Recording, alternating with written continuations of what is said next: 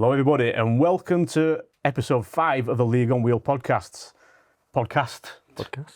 I'm Andy Walker, and I'm here with my mate Tom. Yeah, right, just Tom? gone blank there. Just gone blank a bit then. Don't know what what we're we're doing. just staring at camera. Yeah. So today we're doing it. We're doing a podcast today. Aren't we? So like and subscribe and share these videos about because we get these videos out to you like every single week, 2 weeks. And this episode is brought to you by the Yorkshire Podcast Studios. And today in the hot seat we have Jack Brown. Welcome along, Jack. Thanks for having me. Thank you for coming. I'm sure people have been very excited for getting you in this chair. I'm sure they have. There have been many people asking when you were coming on as well. To To the hype now, don't I? you have. Oh, definitely. We give a sneaky peeky name last 2 weeks ago, didn't we? Yeah. Episode, yeah, and people have been even beforehand they were saying, "When's Jack on? When's Jack on?" Yeah. I don't know. Fair. Obviously, we knew a while, didn't we? But we've been keeping it quiet, so no pressure. But everybody's expecting. I'll do my best. Saying that, you'll be hauled out at podcasts and YouTube and everything anyway, won't you? You had your own... We did. We dabbled. Yeah. We'll say we dabbled a little bit, yeah. But COVID really helped for that. Oh, that's a lot of time at home. Yeah, a lot of time on the computer. So yeah, I think. Didn't you have like 3 channels going at one point? Like the Wheelchair Rugby League, you were on that one. But There's a Wheelchair Rugby League, there's the Fax Chat, and I think the Halifax have Driven. now. Driven's it was like a coaching consultancy that was pushing in Australia. Yeah, that was quite a new one, but yeah, the Fax Chat was the main one, and then Wheelchair Rugby League was me and Seb Bashara and Fred Nye, where we'd analyse games and did things like that. The original plan was to do what you guys are doing basically, right? Which is covering the fixtures, covering the games, giving somewhere where people can go and get all the information on Wheelchair Rugby League. So that's why I'm a big fan of what you guys are doing now, and really happy to get involved with what you're doing. Oh, appreciate it. Well, that's what we're all here. We're all here for promotion of the sport and everything else. So it's great to have you on, and I'm sure we'll have a chat again at some point about doing a little bit more work with you, maybe. Of course, if you've got a bit of time. Right, we'll start off then like we always do. Looking at the fixtures from this last weekend, and it was a bit of a quiet one. There weren't many matches this weekend. There were only some championship matches and one set of friendlies, really. In the Championship East, Batley Bulldogs played Wakefield Trinity. It was only Wakefield Trinity's 3rd game of the season. They had a late start, having to rebuild. They've done a good job of getting back to where they are now.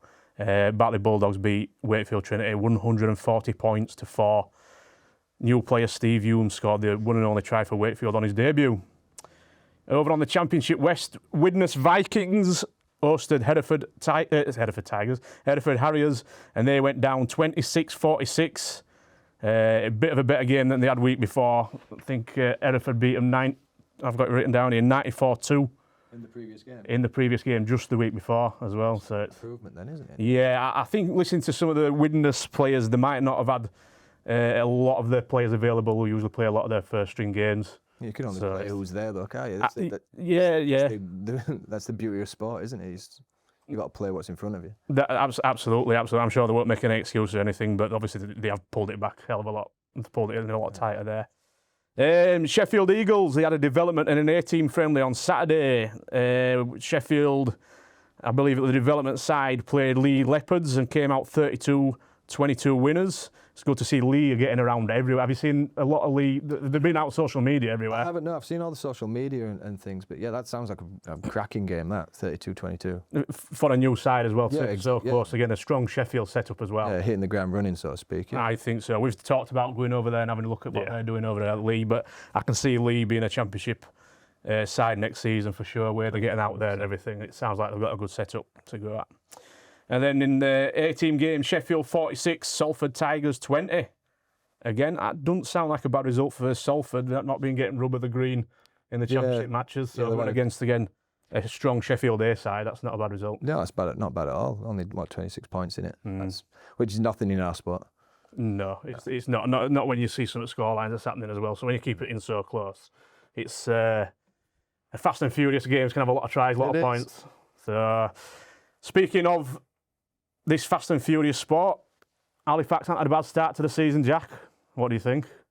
Yeah, we're really happy where we're at the moment. It's, if anything, we actually didn't start too great. We had think we played 4 or 5 games so far. So first game, my first game being Sheffield in a semi-final, and then a final for the Challenge Cup sort of thing. So it was a bit of a learning curve getting back into the group and learning timings and things like that. So I think it showed across the board sort of thing. But yeah, and then again going down to London away as well, and that big draw fixture, which was a big talking point with a lot of players. But yeah, I think we're getting a grip of it now. We're starting to tie in really nice as timings there. We've got a good group that's well connected now, so we're feeling strong. We're feeling confident. But we know that the job's not done, and we've got a lot of stuff to keep improving on and make sure that we come out with what we want at the end of the year. Yeah. So a great pick up Challenge Cup early in the season. What in the season plan? Did you plan? Obviously, everybody wants to go win a trophy, but was it a major part of your season plan? Challenge Cup. Yeah. Well, Wayne will say it out loud. Our coach, and it's like we want everything this year. If we're not going for everything, then why are we here, sort of thing. So if we can get league leaders, Challenge Cup, and the grand final, then that's a success for the year, kind of thing. So setting them goals early in it, so you can progress onto them and hit exactly what you want. And from what I've seen, Halifax want them straight away. Yeah, well, I think we know his potential. We know the calibre of players that we've got in our side, and you know, we're not trying to be overconfident with it, but we know what we're capable of, and if we undercut that, I don't think we're doing the sport or ourselves justice. So if we've got the calibre to go and win and everything, then we should be going out and winning everything, and that's what we need to aim for and what we need to work for. So you just mentioned getting settled back in with the group at Halifax. Did you find it a little bit? Because I suppose you've been a bit of an out. How long were you since you were last at Halifax? 4 years. I think I played 1 game in the middle of them. I had a road game. A guest appearance against Leeds. Yeah, yeah, which was a funny event. There's a funny story behind it actually. We played. I came over for an England fixture, and Wayne, as usual, said, "Oh, well, we can get you in a game then, can't we? We've got Leeds that weekend." So I flew in from Australia on the Friday, and then we played Leeds on the Saturday, and then we went to camp on the Sunday. I think we were going to Marseille or something like that. But yeah, first kick-off of the game, Wayne put in a perfect kick. It bounced behind Tom Halliwell, bounced back over his head. I caught the ball and I scored a try. And in the video, you could see Tom Coyd, Martin Coyd, just sort of throw their hands up and go, Jesus. But great kick from Wayne. But yeah, that's the only time I've played since then. That was with we had Jeremy over from Catalan there, who was playing in that game as well, sort of thing. But other than that, all I've had is England. That's the only rugby I've really been playing. I've only been coaching over in Australia the last 4 years. So. Not spending much time in a chair at all? No, I'm at training. I get to train with the Townsville players over there, and doing the coaching with the Queensland team, and we've just done really good over the last weekends. They've just won their 5th State of Origin in a row now. So we're working at high-end rugby over there still, but not getting the timing share and the competitive game to game, and that's something they're missing over there, which is week in, week out games. Like. So you're getting your self back over there next summer, or? I don't think so. There's nothing in the plans. Nothing planned for it. I've got a couple of businesses that I'm working over here and things with close friends of mine, but and we've got but yeah, the biggest thing for me was I needed to get back to fit, back to playing rugby. I need to be able to perform for England going into the World Cup next year and the Ashes Tour this year, sort of thing. So I don't think I was kidding myself if I thought that I could, in myself, be happy to be selected for an England team if I'm playing 1 game a year, which is not with the calibre of players we've got now. So kind of check myself, get yourself back into a setup, get yourself playing week in, week out, and and try and do what I want to do. Have you felt a difference in how you were playing 4 years ago to now? When you've come back and you started playing with everybody at Halifax, obviously you've gone training with Performance Squad, with England Performance Squad. Have you felt like you've never been away, or have you found it a little bit harder? I mean, I've had little snippets, like I say, coming over for the England fixtures that I've done. So I get snippets of how everyone's improving. So I had a feel for that, but I never got the feel for how competitive the league is at the moment. Like London Roosters have just come on massive. Like they've been fantastic. Joe Coy's playing fantastic at the moment.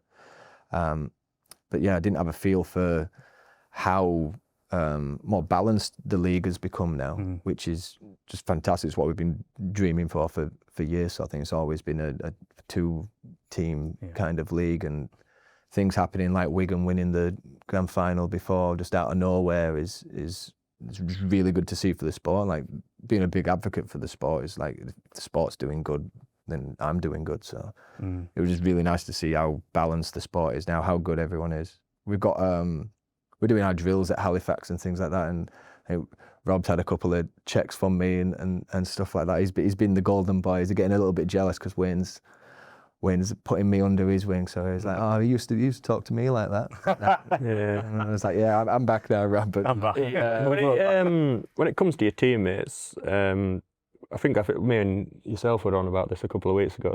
There seems to be a very, very, very bonded relationship between you and Rob on the pitch. Yeah, I've known Rob since he first started. Well, he's only been at Halifax since he started, but he was a proper baby when he started. And I know his journey, he knows my journey, but from his first ever training session with Halifax, he lasted 15 minutes before he almost needed oxygen at the side. Like his disability just couldn't keep up with what the sport needed, the game needed from him.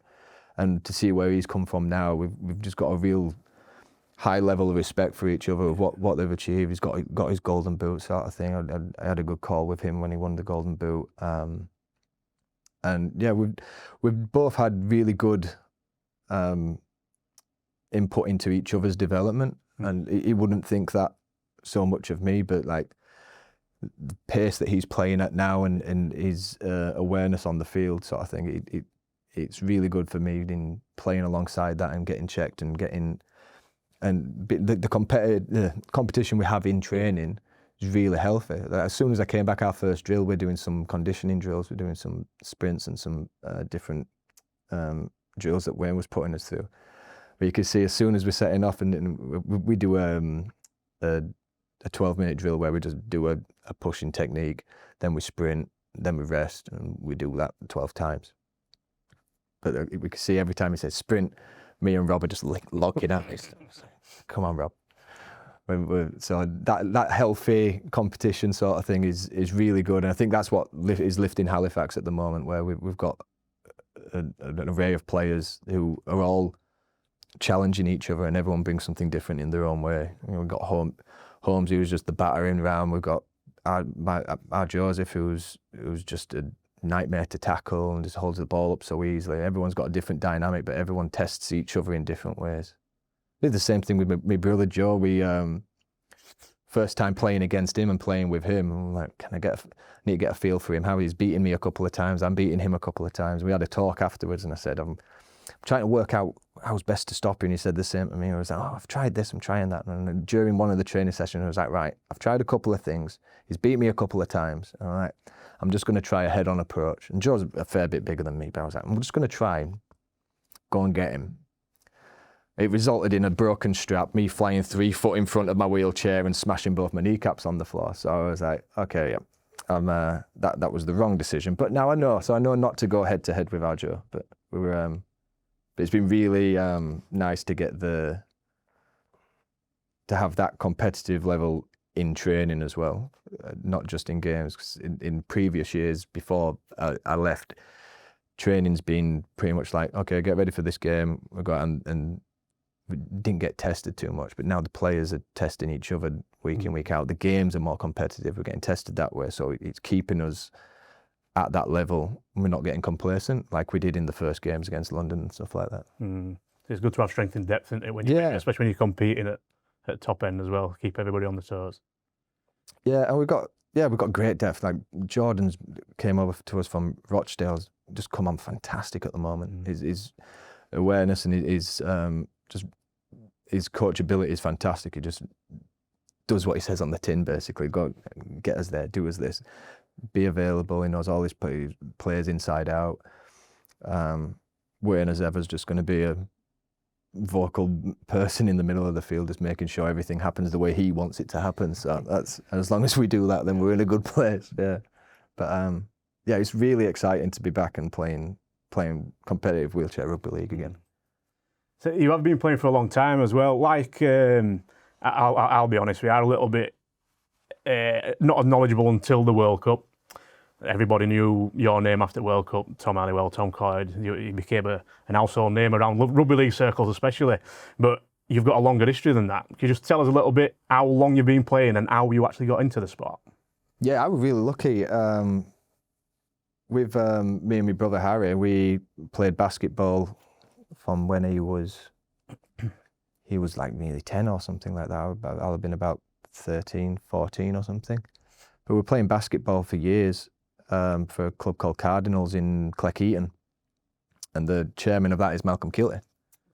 So Malcolm Kilty was obviously the founder of Wheelchair Rugby League. He got in contact with France and he just had to throw together a team to try and get the game played and try and introduce it into England, sort of thing. And me and Harry were among the first players that went and played in France and got absolutely annihilated. Absolutely annihilated. But it was such a good introduction to the sport. We got to go out there and travel all around France, played multiple games against multiple teams, multiple French teams, and we got hammered. But we built some real good friendships over there after the game, like rugby is. You know, everyone on the field. What's the saying? It's a game played by hooligans, but a game for hooligans played by gentlemen. Yeah, it was very much that case. They really looked after us, and then it's grown and grown and grown and grown. And RFL, remember RFL when they first started coming into it before the first World Cup, and things getting really serious. And I was like, oh, okay, this is turning a little bit more into an amateur sport. There was a point where it was like, oh, this is a sport, and before it was just fun, and now it's a sport. Now we're feeling more like, well, this is a bit of an amateur sport. And at this point now, it feels like we're in an elite sport. We feel like professionals without the wages, but that's not important. But it feels like such a high tier sport now, and they're doing so good.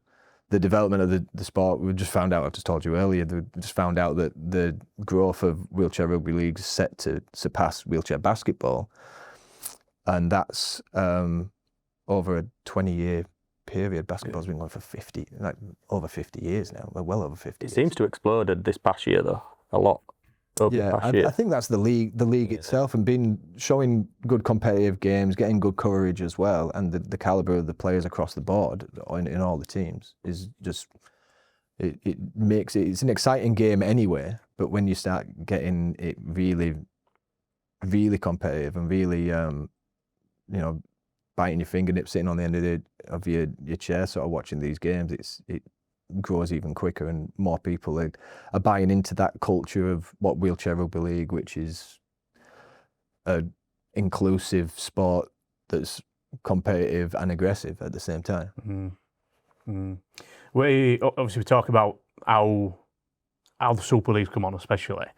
What would you like to see Super League like in the future? Would you like to see 10, 12 teams up there, or do you think the sky's the limit, isn't it? If there's a steep curve, I think, from the top in the Super League, and like your championship level. We'll talk about Cass and Bradford and teams coming into the Super League sort of thing, who they should be able to hold their own in there. But it's like getting to that competitive level, start fighting for trophies, start fighting for medals and things like that. There's a bit of a steep curve, and I think we've got a couple of years now before we get like a calibre of like ex-players going into coaching, that kind of that natural development where you get some really top-tier coaching and players across the board. That it's inevitably going to get there. We'll be able to get as many teams into the Super League as possible, but it just needs a little bit of time to build up that rapport, get things that England doing that now with including coaches in the setup for all the trials that we was at, Tom. We were like the Ian there from Warrington. We've had players. Yeah, Connor from OKR. Connor from OKR has been there. We had Steve's there from Hull, and but that's just now you bring in your elite. Everything that England's been working for and all the investment they've put into that, filtering it down into the league, and that's what's going to bring that league up to what you're saying, which is let's get a league where you're going 6, 7, 8 teams. This is anyone's game here. Like, who's going to bring it on the day, kind of thing. That's what you kind of need. Yeah, it's good to see these new clubs like Edinburgh pop up. No, they're only a couple of years old and they're up there in Super League. I think that just shows how good the background is at Edinburgh. They are improving as you go. You can see where they're pulling new players in. They're improving every week, or every few weeks you see that they're improving on there. But that's an exciting prospect there to see a Scottish team in Super League. Yeah, I've got a lot of time for Martin Gill as well. He's the previous England coach as well. He did a 17 World Cup with us, so I know Martin Coy really well, and I know what he'll be bringing to Edinburgh is all the right things, working in the right direction. He knows what he knows what the process is and how to get to it, and as long as he gets his players to trust that, then he'll be they'll just keep coming on. They've got a steep climb to go, but as long as they can keep playing in the league games, and we can all have a good respect around that game, and give them their time to play in and get the reps in. It's really good. I mean, it's tough having an away game in London one week and one in Edinburgh the next week, but we quite like doing the tours away and getting them out, and then you can go and socialise after the games a little bit. We did that with Martin. We took him down we got some food with Martin after the Edinburgh game, just down the road and stuff. That's what it's all about. We just want to keep growing. Edinburgh's doing a fantastic job. Might be I wonder if we see a Welsh team in there soon, the Super League maybe. Yeah, hopefully they are pushing a lot of development down there. They've got the Welsh League. I'm good friends with Fred Nye, who's had a bit of influence going up through the Welsh League and looking at what's going around there. So they're working on getting in there. There maybe will be one soon, I hope. You'd think North Wales Crusaders will be pushing, wouldn't you? They're there and thereabouts at the moment, aren't they? Yeah, so they might have a good chance of coming in, and even if they do come in, it might be good for that teams like your Edinburgh and your Sheffields of coming in, but getting a little bit more competitive games in that Super League level. It can only bring the Welsh side on as well. Yeah, exactly. The international side. It'd be great to have all the home nations being have a representation, an absolute peak at each one. Yeah, it's really exciting to see. I hope they do. I hope they get one in. And we get more ahead of that as well. It is a different level getting up to the Super League. You know, it's a different standard of play. I know Championship's a bit more. Not going to say more inclusive because all the sport's inclusive, but you know, it's a bit more about, you know, let's get people, get the reps, get the playing time, let's get them developing and getting better. Whereas Super League's a little bit more award driven, a little bit more, okay, this is what we're fighting for, this is what we're aiming for, sort of thing. Yeah.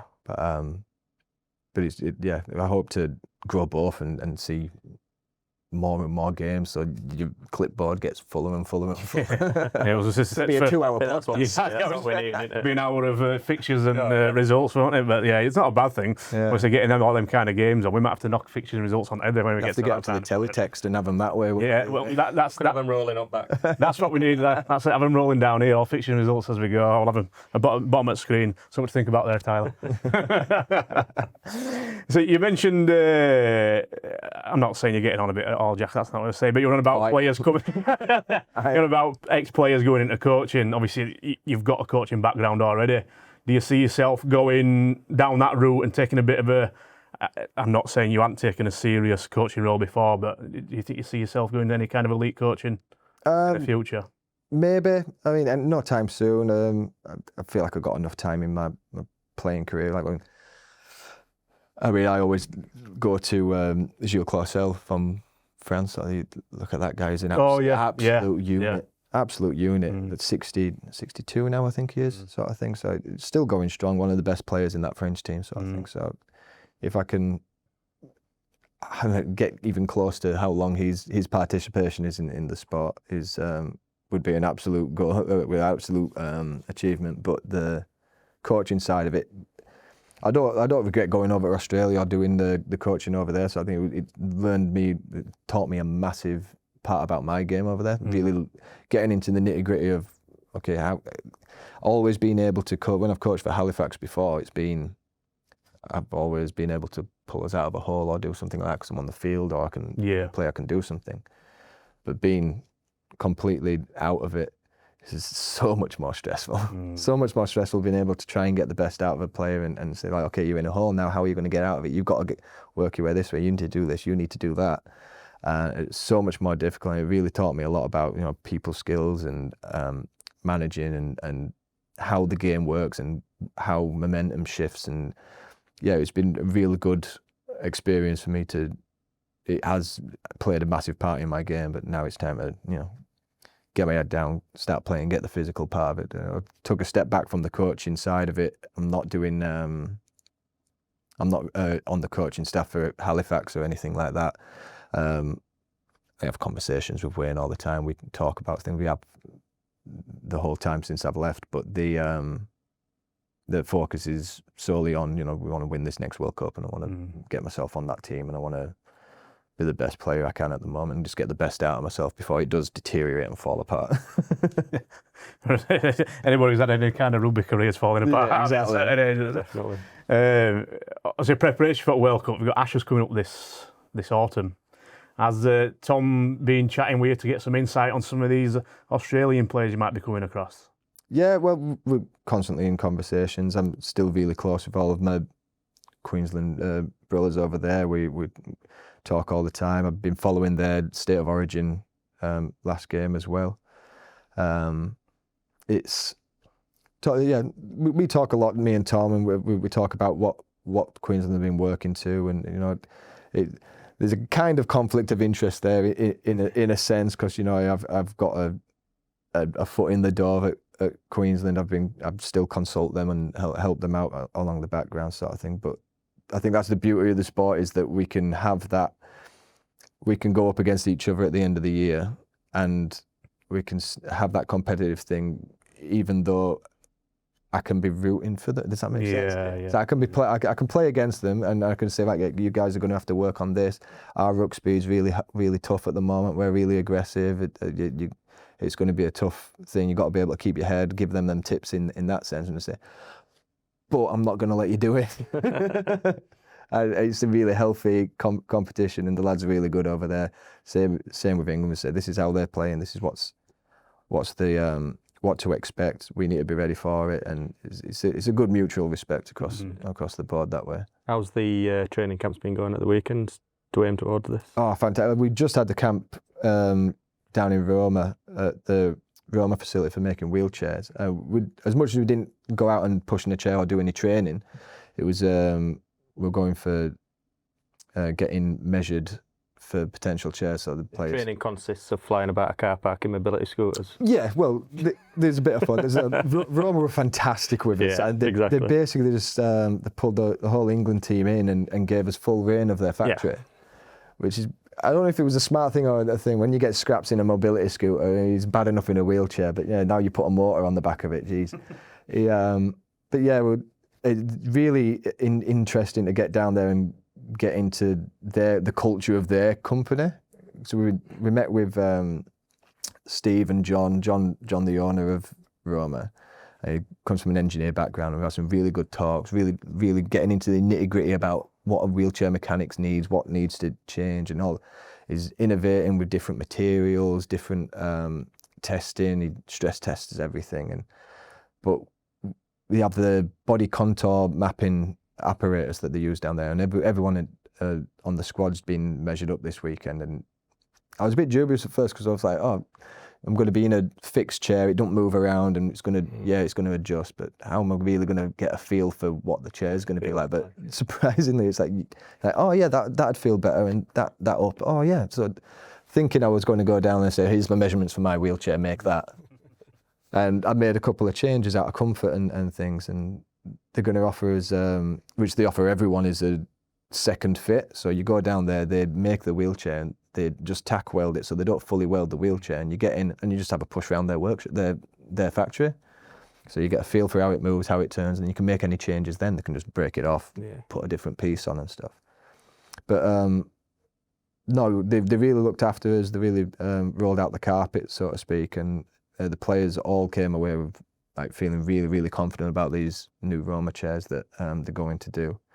But yeah, I think they really align with what the sport is and how it should be. They were fantastic. So you don't realise how much actually goes into the design of the chair at all until you actually. It is, and they're talking the same language as us. So Martin Coyd and Tom Coyd have always talked about 1%ers. That's what we're aiming for. But around the last World Cup and running up to this World Cup, it will be the 1%ers that make a difference, like little things. So, but they have that same mentality around manufacturing a wheelchair. Of the experimenting with titanium and aluminium and what fitting, just down to the pins and down to the fixings that hold the pins in. And I was like, feel the weight difference in this. So this is half the weight of that. And I was like, if we can stress test this, get this to the right thing, all these little 1%ers, it's going to make like 30% difference. Yeah. It's ridiculous how aligned they are with what we've been preaching for the last few years in the England setup. Roma was already doing that at a company level, at a business level. And sport's always interchangeable between business and sport. But yeah, it was really good insight into their company and what they stood for, and yeah, it was really good. So some sports wheelchairs don't always look that impressive, do they? But they are precision engineered, aren't they? These elite chairs. Yeah.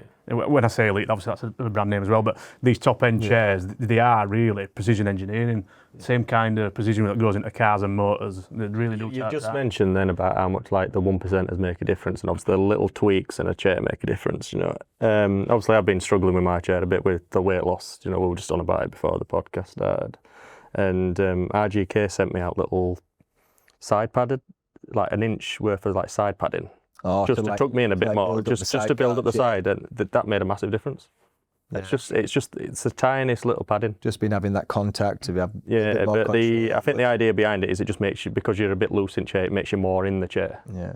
It makes the chair move more with you. It's like a delayed thing. There was a time years and years ago where they wanted to introduce a rule about when the strapping rule came in, about how many straps you need to be wearing in the game. So you had to have a waist. Now you have to have a waist, you have to have a tag belt, and you have to have a foot strap, don't you? Well, they brought in the rule years ago, and before all International Rugby League were in charge of the rules, France were still the founders and making the rules. So they came out and said, right, okay, Jack's moving around with his hips, he's moving around with his hips, he's doing this. He should be made to wear more straps so that he can't do this. So we had an exhibition game before that. I wore 52 straps. To be pedantic. I wore 52 straps, and most of the time I was just moving the chair with my hips. I felt so connected to the wheelchair. It made so much, like the chair. We talk about the 1%, so the chair making a difference. Like just strapping and getting yourself right. Some people like the legs to be loose, but if you are one with the chair. Well, I thought I were pushing it with 4 straps, never mind. Yeah. 52. Yeah, 52. It took a while, I'm not going to lie. It's getting me thinking where 52 straps must have got, I'll be quite honest with you. I mean, I've had to go in the chair. Obviously, I don't play at any kind of like this level, but I think if I have my feet strapped in, my waist strapped in, my knees strapped in, that's about as far as I feel uncomfortable when I feel loose in my chair. I've got to be fully strapped in. My legs have got to be strapped in, my waist. One of our players, Adam Bingham, his hips are bad. He's got like an undiagnosed problem with his hips. He hasn't been for a diagnosis, has he? And he can't close his legs in the chair. So he has to play with his leg wide open, doesn't he, and strapped down on that side on there. But it helps because he gets to stick the ball, but he can't stick the ball his legs and it don't move anywhere. But he can't close his legs, can he? Strapped down in that kind of position there. But like you say, it all depends on just how people do get in there. That's how bespoke everything is, isn't it? You have single leg amps, you have double leg amps, sort of thing. Everyone's strapping. We've got a young lad, Nathan, who plays in our reserve team, who's new this season, and he's gone out off his own back and had a 3D printed sock for his stump to go into, and that's been now mounted onto his frame. So because his leg was moving freely and he couldn't get it supported, now he's found a socket that he can stick his stump in. and now he's got more ability. Oh, so that's fitted onto his foot plate? Yeah, it's fitted in the front bar and the down bar on right, and his stump slots into there. So now he's locked in that way. But they're just different little things. Everyone's straps are different. Everyone has a different reference, and that's what Roma was doing with us. It was like, okay, where does your strap need to be? What kind of strap do you need to use? Where are your measurement points? Where are your pressure points? All of this, and they really get to every little 1% of what the chair needs. So I think it's going to be really excited to have a go in them and see what they make. Yeah, when you finally see something come from all these measurements and everything else. Is it? I think is it this weekend, the 2nd of August, that you find out about the Ashes squad? Have I got that right? I'm having a chat. It might be a little bit later. All I know at the moment is when the squad is announced, the squad will not be split up. So on the whole lead up to before we fly, every single training session will still consist of every single person who's in that squad at the moment. Who's in the performance squad right now? No matter what. Everyone is going to be part of that build up, that development, that preparation, whether they're going to Australia or not. Which I think is a fantastic idea. Like we know that our best competition is each other. Yeah. So why would you take that away from your team once you've made your selections and stuff? So that's going to be a really nice little change that England are doing, and it's going to be nice to not have to say bye to anybody, and we can all still be in that, because that's why we all do it. We all enjoy it so much. We all enjoy being around each other, and camp life is just really, really fun. It's really easy, and we enjoy each other's company, and we all get on with one of the most connected teams in the world. So not splitting people up that way, I think, is a really smart idea. Yeah, it makes sense. It's developing players for futures. You've got 3 new players in there totally, haven't you, to England squad this time, right? Yeah. So I suppose keeping everybody training together on the same path, it makes a lot of sense. Really. More reps. That's all we want. We just want the sport and the team and the performance to keep going up, and it takes people to do that. So keeping people in and involved and getting people more reps and more chances, and bringing in the coaches, bringing in extra players, inviting people down to England training sessions, being transparent in how we train and what we do and what we stand for, I think's testament to how Tom Coy's really running England at the moment, and it's showing proof in that it's working, and the development's coming so good, and the level of the leagues are coming up, and all these teams and all this participation. So yeah, it's really, really good to be a part of at the moment. Really, really good. There's a big World Cup coming up next year. Yeah. And like you've just been saying now, the development, how it's come on over the last 4 years, and we were in a strong position before it World Cup anyway. Do you think it would absolutely run away with it, or do you think it is still going to be a tight competition? There's always World Cup stage is a different kettle of fish, isn't it? When you're playing for finals and trophies, and that is anyone's game, and that really comes to fruition when you're playing them games. The finals is. I'd like to see a more competitive World Cup. We had a couple of blowout games across the board from other teams. I think I'd like to see more like our Super League, of getting more teams more competitive at that international level, because nobody wants to go to a World Cup and go, oh well, it's going to be England, France anyway. So I'd like to see Australia make an upset. They can upset France, not us, but yeah. But I'd like to see Australia in there. I'd like to see, Ireland are doing massive improvements at the moment, and see them do well. I'd like to see them get into the World Cup and do that. But yeah, in terms of a World Cup scenario, our preparation is going to be the best it can be. We're going to do everything we absolutely can, but it's because we need to do everything that we absolutely can, hit all them 1%ers, because if we don't, then that's where you fall short. Yeah, you have to go over there with the right mindset. France and Australia and all the other countries are going to be doing exactly the same thing. They want to be at the absolute peak. So if we, and that's an internal thing. It's not what are France doing, what are Ireland doing, what is Australia doing. It's what are we doing. Like, if you go into the game and there's something you haven't done, then that's on you. You're failing yourself in that. So. There's still another 2 World Cup slots to be filled yet. I think the International Rugby League are going to announce that. I think it's going to be in August now. I think it was supposed to be quite soon, but apparently it's not until August now. Well, would you like to see take those last couple of slots? I think I'm biased, but I'd like to see Ireland in there. Are Ireland Have Ireland been in already?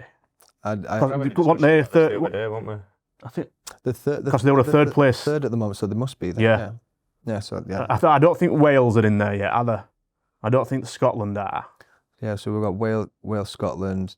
USA been named yet? I think USA were named as like a developing nation in Wheelchair Rugby League. Yeah. So any of the teams is going to be a great introduction to the World Cup. Wales have been a stable team in World Cups as previous sort of thing, but I'd like to see that. Like, I'd like to go and play USA. We never got that chance in the last World Cup sort of thing. And they seem like a good bunch of players and a good team sort of thing. Talking to them offside of it, but it goes back again to like the sport is like when we're on that camp life and we're just around the teams and that environment sort of thing. Everyone enjoys it so much. It's like we just want to be around people who have the same interests, who want to play the sport the same and want the same out of it. So whoever does come into it, I'm sure they'll have a great impact. They'll have a great time doing it, and there'll be a great bit of development from it.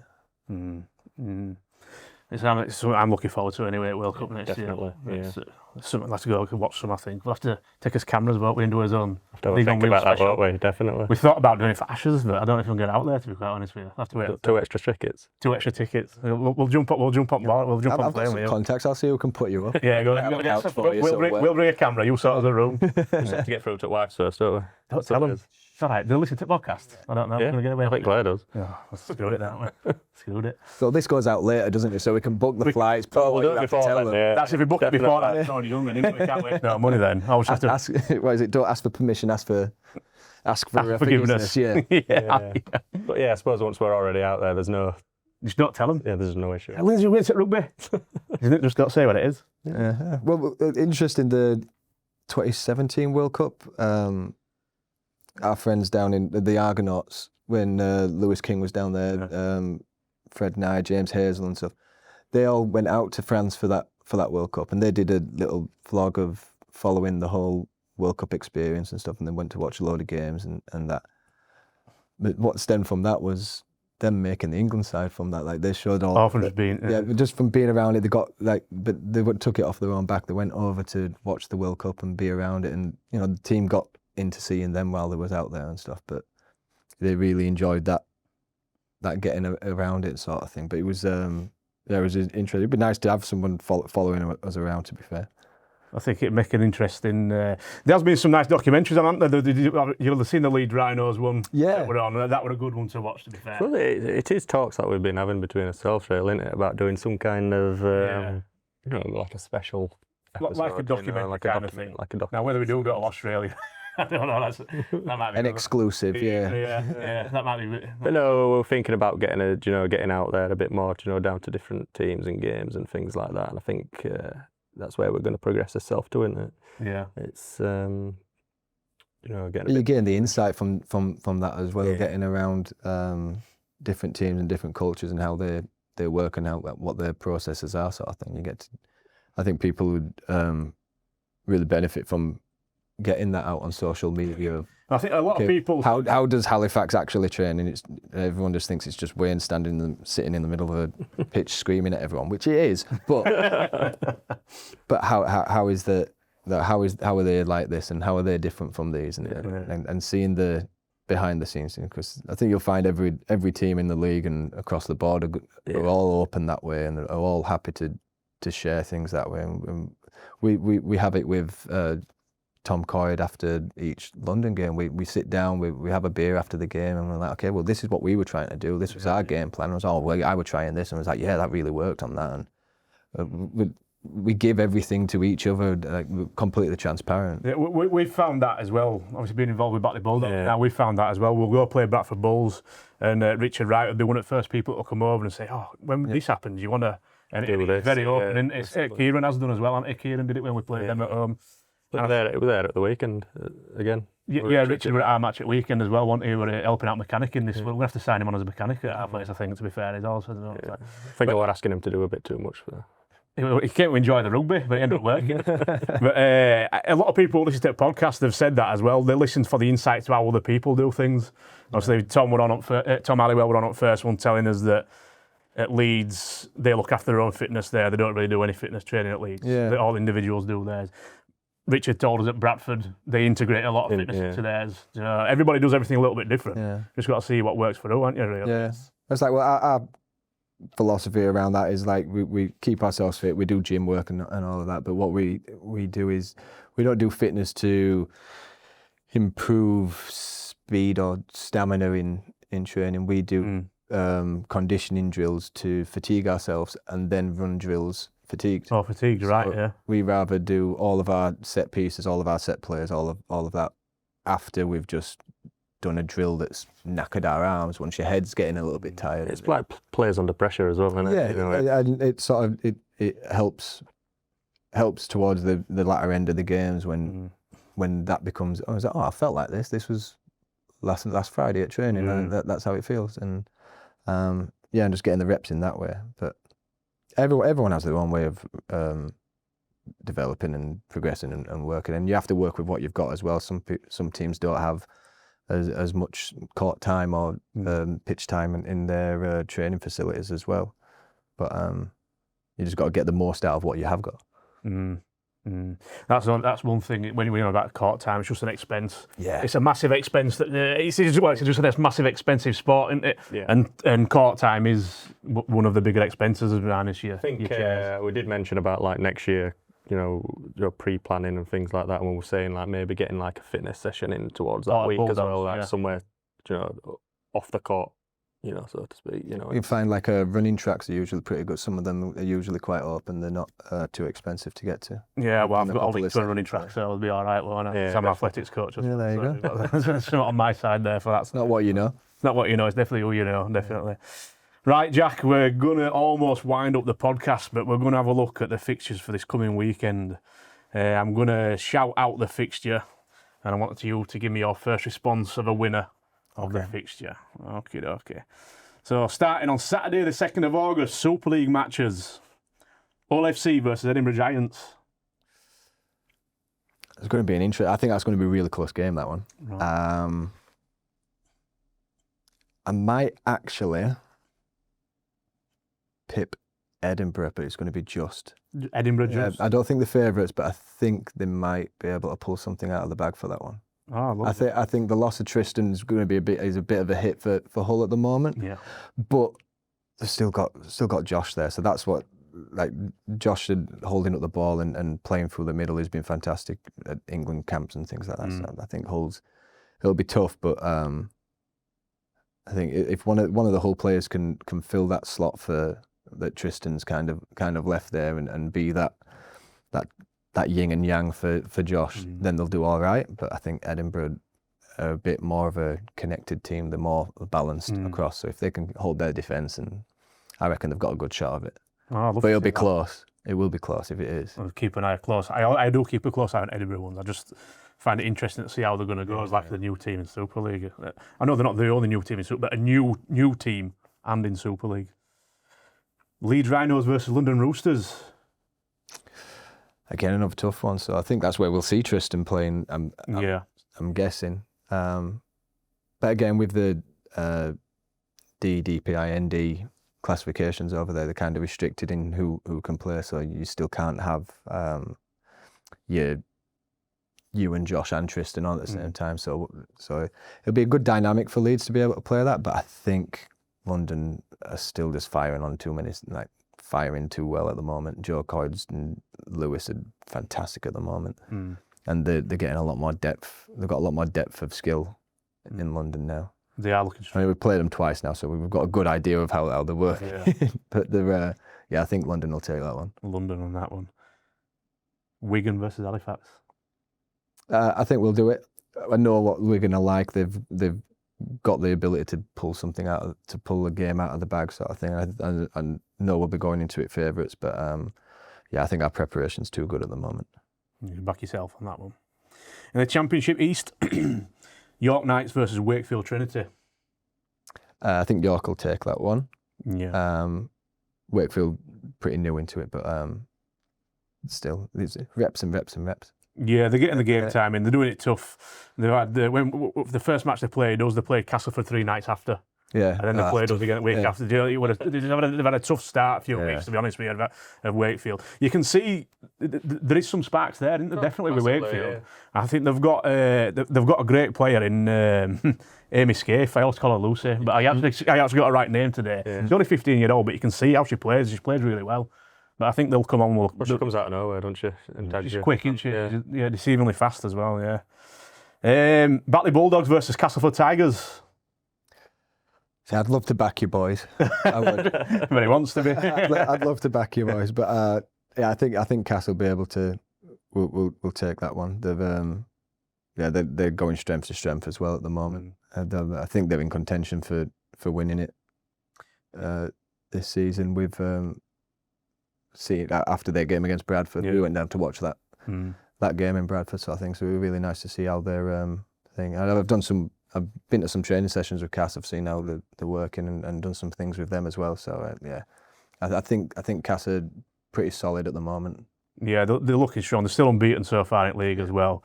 I think if you can shut down the threats on there, you can have a good chance. Just need to stay connected, push the players to the wing, and get a good ruck speed going against them. I think you guys have got a better shot in that. If you can get some fast ruck speed, catch them on the retreat, you've got a better shot. But in terms of a connected defence, going at a set defence is going to be difficult. But if you can get them on the back foot, get some fast play of the balls and just ram it down the throat, I think you've got a good chance of exploiting some stuff. Last time we played them, it was an away game, wasn't it? And we were up 4-0 after about 15 seconds from kick-off. Yeah, I scored off kick. It was just one of them sweet kick-offs. It just happened, bounce at ball. And Tom were over at the time, weren't you? So it was like 4-0 after, it wasn't even 20 seconds. So we all had his hopes up then, and I think first half, something like 4-4 or something like that. It's one of them though, it goes down to that first half. We can keep ourselves really composed and strong in the first half. But like you said earlier about the fatigue and, playing under, fatigue and, a bit of stress and stuff like that, and then it just slowly starts to dwindle off, towards back end of game. Share fitness for us. I think that's one. We're still brand new to it in the first year, and it's I'm gonna name drop him again. We mention him every single week. I know where you're gonna go now. You know where you're gonna go. He came over to do some chase skills for us. Did Louis? Oh, did he? Yeah, last week. So we're having a word with him other week about chase skills and things like that, and he popped over and showed. Guys and girls over there, and every single one of them there absolutely enjoyed it and took something from it. He's had the name drop in every episode. Oh yeah. We almost did one without him. We almost had one without him, but there were one a bit earlier in today's podcast. They were about to get dropped, but then I just thought, not this time. Anyway, we'll carry on with these fixtures. Championship West, Hereford Harriers versus North Wales Crusaders. Another tough game, I think, that one, but I think the North Wales Crusaders are going to take it. I'd agree with you on that one. Widnes Vikings versus Warrington Wolves. Widnes had a decent game last week, didn't they? They went. Well, they had a better result against Hereford than they did the week before. They had a decent one. So Warrington had the rub of the green. I think Widnes will take it then after a good drill last week and a good play last week. I reckon they'll be able to build off that.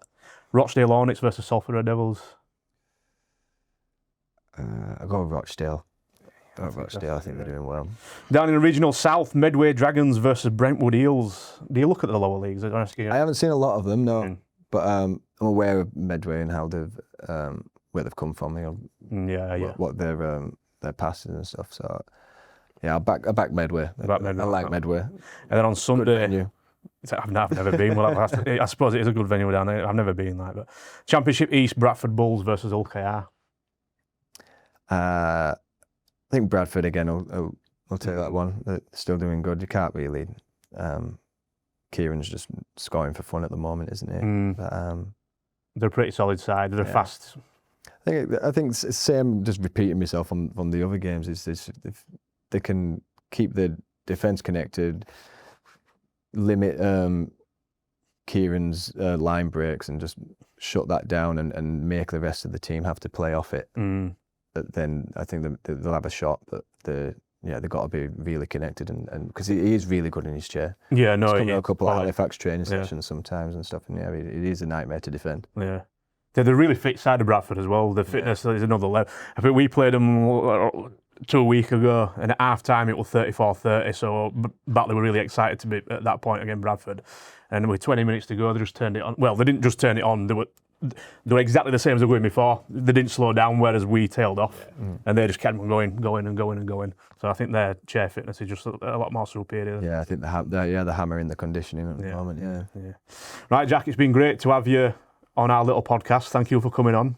Soon to be big. Soon to be big. Well, we've got a bigger room next door. It's got a sports stand and everything in there. We'll show you that when we're all there. But no, thanks for coming along. We'll have to have a chat with you again at some point, maybe when England are back on the agenda. Yeah, when we bring some trophies back. When you bring some trophies back, you come and show us them all on YouTube and on. Yeah, you'll show them on YouTube. You can't really show them on Spotify. We can describe them on Spotify, I suppose. Right, thanks a lot. Thanks a lot, everybody, again, for joining us on episode 5 of the League on Wheel podcast. Like Tom says, please do share the videos, like the videos, subscribe to all his channels. At least you said it right this time. I'm struggling. I'm just making sure you throw me out now. And don't forget to click the bell. That does the notification. Yeah. Oh, ring the bell. We'll have to have that little icon as well. Ding, ding. So ring the bell, subscribe. Everything else we need to do, please do. It all helps us bring more and more footage out to you and more Wheelchair Rugby League news.